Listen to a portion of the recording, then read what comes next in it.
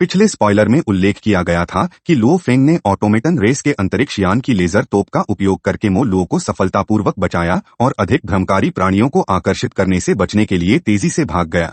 भागने के दौरान मो लो ने राक्षसी ध्वनियों की ताकत और आवृत्तियों का अपना विश्लेषण और सारांश साझा किया।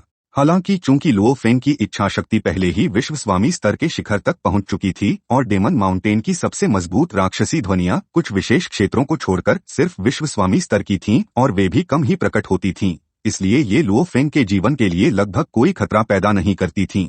इस कारण से मो लो के विपरीत लो फेंग ने राक्षसी ध्वनियों की आवृत्ति का विस्तार से विश्लेषण नहीं किया और अपने अन्वेषण पर ध्यान केंद्रित करना जारी रखा। विशेष रूप से चेतना और इच्छा शक्ति कुछ हद तक अलग अलग अवधारणाएं हैं। चेतना की ताकत आत्मा से निर्धारित होती है। एक शक्तिशाली चेतना अधिक आध्यात्मिक ऊर्जा हथियारों को नियंत्रित कर सकती है और कुछ स्थितियों में आध्यात्मिक ऊर्जा की परिष्कृत कमी को पूरा कर सकती है, जिससे सीमित मूल नियम की समझ के बावजूद उच्च स्तरीय ऊर्जा हमले को बलपूर्वक क्रियान्वित किया जा सकता है। दूसरी ओर इच्छा शक्ति व्यक्ति की मानसिक स्थिति की ताकत से उत्पन्न होती है। एक मजबूत इच्छा शक्ति न केवल अधिक शक्तिशाली भ्रमकारी हमलों का प्रतिरोध करने में सक्षम बनाती है बल्कि विरोधी की मानसिक स्थिति को बाधित भी करती है, जो लड़ाई के परिणाम को सीधे प्रभावित कर सकती है। चूंकि चेतना आत्मा द्वारा सीमित होती है और आत्मा साधक की शारीरिक गुणवत्ता द्वारा सीमित होती है, इसका मतलब है कि जब तक किसी के पास चेतना को बढ़ाने की विशेष गुप्त तकनीकें न हो, चेतना की ताकत साधक के स्तर से निकटता से संबंधित होती है। इस कारण से वर्तमान स्वर्ण सींग वाले प्राणी के पास, जो डोमेन मास्टर स्तर 9 पर है, केवल विश्वस्वामी स्तर 3 की चेतना होने के बावजूद विश्वस्वामी स्तर के शिखर की इच्छा शक्ति हो सकती है। कहानी पर वापस आते हैं। कुछ दूरी तक उड़ने के बाद वे एक विचित्र क्षेत्र में पहुंचे जो गहरे गड्ढों से भरा हुआ था। जैसे ही लो फेंग पूरी तरह से असावधान था, मो लो ने अचानक उसे जोरदार लात मारी और साथ ही अपने ग्रेड लेजर गन से गड्ढों में से एक पर लेजर किरण दाग दी। हालांकि मो लो के हाथ में ग्रेड लेजर गन लो फेंग के जीवन के लिए कोई बड़ा खतरा पैदा नहीं कर सकती थी, लेकिन इस प्रहार ने गड्ढों की खिंचाव शक्ति को नाटकीय रूप से बढ़ा दिया। लो फेंग को कभी उम्मीद नहीं थी कि वर्चुअल यूनिवर्स कंपनी में हमेशा दिखने वाला मो लो का सज्जन स्वभाव केवल एक दिखावा था। कंपनी के भीतर स्थिति और संसाधनों के लिए मो लो अपने साथियों के साथ विश्वासघात करने को भी तैयार था। मूल रूप से लो फेंग ने योजना बनाई थी कि वह मोशा क्लान के क्लोन की संधानशील गति तकनीकों और कॉपी क्षमता का उपयोग करके जल्दी से बच निकलेगा, लेकिन गड्ढे से निकलने वाली खिंचाव शक्ति मोशा क्लान के क्लोन की सीमा से कहीं अधिक थी। मो युन वाइन की मदद के बावजूद लो फेंग प्रतिरोध नहीं कर सका और अंततः भारी खिंचाव शक्ति के कारण गड्ढे में खिंच गया। विशाल ब्रह्मांड में चाहे किसी की प्रतिभा कितनी भी अद्वितीय क्यों न हो, एक छोटी सी गलती अतुलनीय योद्धा बनने से पहले एक दुखद अंत की ओर ले जा सकती है। यही कारण है कि महानता का मार्ग अक्सर असंख्य शवों से होकर गुजरता है। इस प्रकार सच्चा योद्धा बनने के लिए असाधारण प्रतिभा के साथ साथ महान भाग्य और दुर्लभ अवसरों की आवश्यकता होती है। अगर यह कोई और कोर सदस्य होता तो मो लो के विश्वासघात ने शायद पहले ही उनकी किस्मत तय कर दी होती और वे उसी समय मृत्यु को प्राप्त हो जाते। सौभाग्य से लो फेंग के पास मोशा क्लान का क्लोन है। गड्ढे की खिंचाव शक्ति का सामना करने में असमर्थता का एहसास होते ही लो फेंग ने तुरंत अपने भ्रमकारी प्राणी रूप में परिवर्तन कर लिया। हालांकि वह जानता था कि इस रहस्यमयी क्षेत्र में एक घातक जाल में फंसना उसके जीवित रहने की संभावना को बहुत कम कर देता है, लेकिन लो फेंग हार मानने को तैयार नहीं था। खिंचाव शक्ति का दृढ़ता से प्रतिरोध करते हुए वह खुद को शांत करने की भी कोशिश कर रहा था, संभावित तरीकों के बारे में सोचने का प्रयास कर रहा था जिससे वह खुद को बचा सके। लो फेंग के लिए यदि थोड़ी सी भी आशा होती है तो वह कभी भी लड़ाई छोड़ने को तैयार नहीं होता। यह वही क्षेत्र है जहां बोलान के गायब होने के बाद उसके फिर से प्रकट होने की सबसे अधिक संभावना है। इन विशेष क्षेत्रों के भीतर शक्तिशाली खिंचाव शक्ति चुंबकीय क्षेत्र में गड़बड़ी पैदा कर सकती है, जिससे ब्रह्मांडीय गुप्त क्षेत्र में सबसे उन्नत खोज उपकरण भी अप्रभावी हो जाते हैं। विशेष रूप से बड़े पैमाने पर खोज उपकरण जो छोटे स्तर के उपकरणों की तुलना में कम सटीक होते हैं। इसलिए ऐसा असंभव नहीं है कि अराजक चुंबकीय क्षेत्र की गड़बड़ी बोलान की सटीक स्थिति का पता लगाने में बाधा उत्पन्न कर सकती है। इस कारण से यहाँ तक कि ब्रह्मांड के महाशक्ति जैसे शक्तिशाली योद्धा भी खोज उपकरणों की सहायता खोने के कारण इस गुप्त क्षेत्र में अपनी मृत्यु का सामना कर सकते हैं। मान लें कि बोलान शक्तिशाली खिंचाव शक्ति का प्रतिरोध करते समय घायल हो गया हो। राक्षसी ध्वनि के भ्रम से परेशान होने, भ्रमकारी प्राणियों के झुंड से घिरने या अन्य प्रतिभागियों द्वारा धमकी दिए जाने से बचने के लिए वह घायल अवस्था में वर्चुअल यूनिवर्स से संपर्क स्थापित नहीं कर सका होगा। इसलिए उसके पास वर्चुअल यूनिवर्स से डिस्कनेक्ट करने के अलावा कोई विकल्प नहीं बचा होगा। निश्चित रूप से यह भी संभव है कि वह इस अराजक चुंबकीय क्षेत्र में किसी दुर्भाग्यपूर्ण घटना का शिकार हो गया हो और यहाँ अपनी जान गंवा दी हो। क्या आपको याद है कि जब यांग मुलिया 9 तलवारें ने मिशन जारी किया था, तब राजा अमर लोंग्यू ने सवाल उठाए थे। आखिरकार वर्चुअल यूनिवर्स कंपनी ने कभी भी प्रतिभाओं के जीवन और मृत्यु के परीक्षणों में हस्तक्षेप नहीं किया है। केवल वास्तविक जीवन मृत्यु की चुनौतियों का अनुभव करके ही सच्चे महाशक्ति योद्धा तैयार किए जा सकते हैं। हालांकि 9 तलवारों के यांग मुलिया का मूल इरादा केवल प्रतिभाओं को जीवन और मृत्यु की चुनौतियों का सामना कराना नहीं था, बल्कि इस मिशन के दौरान मानव जाति को लक्षित करने वाली छिपी हुई जानकारी को उजागर करना भी था। हालांकि कहानी की कुछ विवरणों को बदला गया है, लेकिन मिशन के लिए इनाम बिंदु प्रणाली अपरिवर्तित बनी हुई है।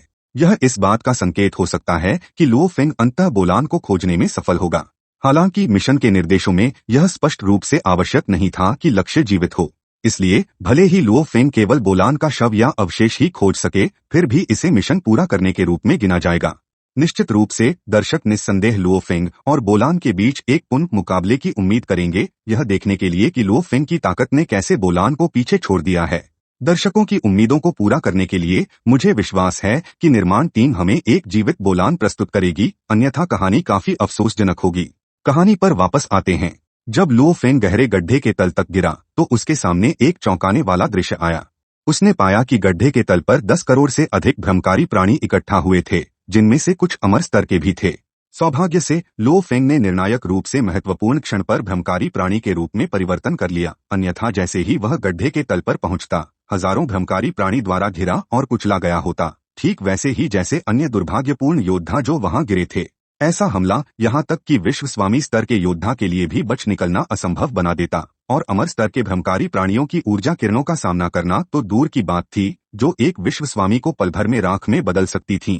यह ध्यान दिया जाना चाहिए कि भ्रमकारी प्राणियों की प्राकृतिक प्रवृत्ति है कि वे अन्य भ्रमकारी प्राणियों के अलावा सभी जीवन रूपों पर हमला करते हैं। इस कारण से लुओ फेंग भ्रमकारी प्राणी के रूप में छिपकर घातक संकट से बचने में सक्षम हुआ और भ्रमकारी प्राणियों के झुंड के बीच अस्थायी रूप से जीवित रहने का एक छोटा सा अवसर प्राप्त किया। हालांकि भ्रमण प्राणी एक दूसरे पर हमला नहीं करते, लेकिन लुओ फेंग अत्यंत सतर्क रहे और उनके भद्दे चलने के तरीके की नकल करते हुए धीरे धीरे आगे बढ़े। 2 महीने तक सावधानी पूर्वक बढ़ने के बाद वह यह देखकर चकित रह गए कि इस विशेष क्षेत्र में लगभग 30 तैरते महल मौजूद हैं। लुओ फेंग को और भी अधिक आश्चर्य तब हुआ जब उन्होंने देखा कि आधे से अधिक महलों पर सफेद प्रकाश का एक अवरोधक लगा हुआ था, जो भ्रमण प्राणियों को अंदर जाने से प्रभावी रूप से रोकता था। वहीं जिन महलों पर यह अवरोधक नहीं था, वे भ्रमण प्राणियों के हमलों का आसान शिकार बन गए। लुओ फेंग ने महलों में से एक की ओर उड़ने की कोशिश की, लेकिन वह सफेद प्रकाश के अवरोधक को पार नहीं कर सके। हालांकि वे आसानी से उन महलों में प्रवेश कर सकते थे जिन पर कोई सुरक्षा अवरोधक नहीं था। लेकिन फिर कुछ चौंकाने वाली घटना हुई। जैसे ही लुओ फेंग महल के सामने वाले प्रांगण पर पहुंचे, सफेद प्रकाश अचानक उठ गया और पूरे महल को ढक लिया। बाहर के भ्रमण प्राणी कितनी भी कोशिश करें, वे महल में प्रवेश नहीं कर सके। इसी समय लुओ फेंग को यह देखकर आश्चर्य हुआ कि ह्यूयानबो द्वारा छोड़े गए उन्नत डिटेक्टर का उपयोग करने के बावजूद बाबाता भी महल के भीतर कोई प्रभावी स्कैन नहीं कर सका। यहाँ का सिग्नल पूरी तरह से अवरुद्ध था। इसका मतलब यह भी था कि हो सकता है कि बोलान सौभाग्य से कई महलों में से किसी एक में प्रवेश कर गए हों, जिससे बाहरी दुनिया उनके ठिकाने का पता नहीं लगा पाई। लुओ फेंग के महल के प्रांगण पर पहुंचने के कुछ समय बाद 2 अमर स्तर के योद्धा गहरे गड्ढे में उतरे। उनकी बातचीत से लुओ फेंग को पता चला कि यह एक वंश परंपरा की प्रतिबंधित भूमि है और हवा में तैरने वाले ये ढांचे वास्तव में वंश परंपरा के महल हैं। अपनी सुरक्षा सुनिश्चित करने के लिए लुओ फेंग ने अपने मोशा कबीले के अवतार को, जो भ्रमण प्राणी में बदल गया था, और अपने जीवन के मूल को प्रांगण में छोड़ दिया। इसके बाद उन्होंने अपने मानव शरीर से महल में प्रवेश कर यह देखने की कोशिश की कि क्या वे कोई वंश परंपरा प्राप्त कर सकते हैं। सुरक्षा सुनिश्चित करने के बाद ही उन्होंने अपने मोशा कबीले के अवतार को वापस अपने शरीर में समेट लिया। जैसे ही लुओ फेंग महल में प्रवेश करते हैं, एक लंबी सीढ़ी उभरती है और इसके साथ ही वंश परंपरा के संदेश उनके मन में प्रवाहित होते हैं। वास्तव में ये महल दैत्य ध्वनि दिव्य जनरल की वंश परंपरा के स्थल हैं, जो आत्मा के गुप्त तकनीकों के अभ्यास पर केंद्रित हैं। आत्मा के बिना जीव इन वंश परंपराओं को प्राप्त नहीं कर सकते, और जो इसे स्वीकार करने के लिए भाग्यशाली होते हैं, वे यदि सभी वंश परंपराओं को पूरा कर लेते हैं तो वे ब्रह्मांडीय अधिभार स्तर के अस्तित्व बन सकते हैं। लेकिन अरबों वर्षों से 1 लाख से अधिक लोगों ने वंश परंपरा को स्वीकार करने की कोशिश की और कोई भी सफल नहीं हुआ, जो वंश परंपरा की कठिनाई को दर्शाता है। जब लुओ फेंग खुशी खुशी वंश परंपरा को स्वीकार कर रहे थे, तब उन्होंने यह नहीं सोचा था कि उन्होंने एक अमर मार्किस के वंश स्थान को छीन लिया है। यदि वह मार्किस अमर यह जानता तो शायद वह लुओ फेंग को एक झटके में मार डालता। वास्तव में दैत्य ध्वनि दिव्य जनरल की वंश परंपरा एक ऐसी प्रणाली है जो आत्मा के गुप्त तकनीकों का अभ्यास करने के लिए वंशधरों को मार्गदर्शन करती है। भले ही कोई सभी शिक्षाओं को पूरा न कर सके, वंश परंपरा से सीखी गई गुप्त तकनीकें साधक की क्षमताओं को बहुत बढ़ा सकती हैं, क्योंकि ये तकनीकें उनकी मानसिक ऊर्जा के आयाम को काफी बढ़ा सकती हैं। यह ध्यान रखना चाहिए कि सामान्य परिस्थितियों में, चाहे वह शारीरिक शक्ति हो या मानसिक ऊर्जा, अमर बनने से पहले 100 गुना सीमा को पार करना लगभग असंभव है। केवल विशेष गुप्त तकनीकें इस सीमा को तोड़ सकती हैं। उदाहरण के लिए, सोने का सींग वाला प्राणी की जन्मजात गुप्त तकनीक वृद्धि और उसकी विशेष तकनीक दुनिया का देवता दोनों शारीरिक शक्ति की 100 गुना सीमा को तोड़ सकती हैं।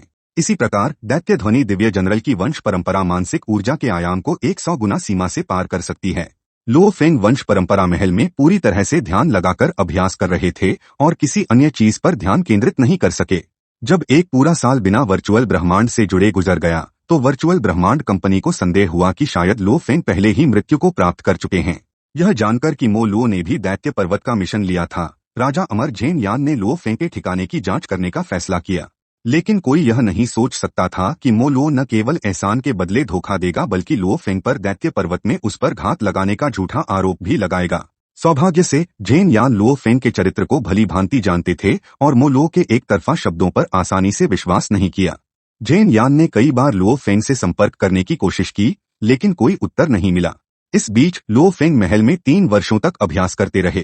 क्या उन्होंने वंश परंपरा को सफलतापूर्वक पूरा किया या इससे कोई लाभ प्राप्त किया, यह जानने के लिए अगले प्रकरण में मेरे साथ बने रहें। यहाँ तक कि इस वीडियो के लिए बस इतना ही।